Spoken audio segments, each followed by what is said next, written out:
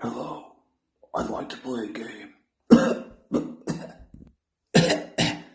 Yeah, so I'd like to play a game. So, Saw X. It's not perfect. It's bloody, it's crazy, it's cold and cruel. Let's see what Scary has to say.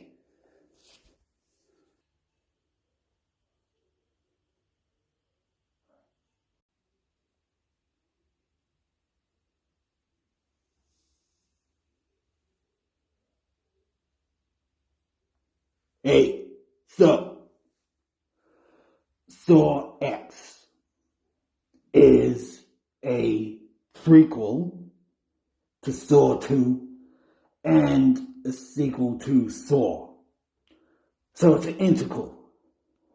We've got a very strong performance by Tobin, quite a solid performance by Shawnee.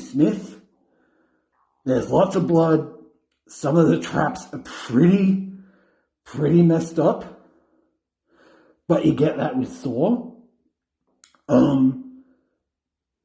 Yeah, it is pretty cold because there is a twist which is very cruel. The film sets you up to believe so much hope, but it just adds more fuel to John Kramer's reason for doing what he's known for doing. The sets are great as always. The traps, that tube trap with the eyes, that's insane. That's a really cool moment. The main traps,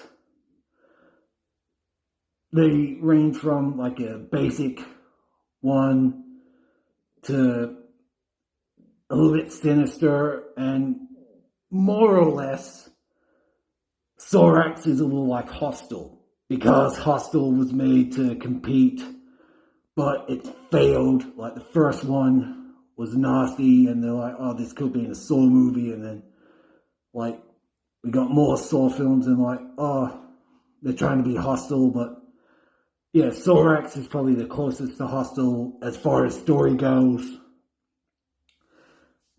It's not perfect. There are some flaws. The build up to the final twist, it's like, come on. So there's some typical moments, but the final payoff is just worth it.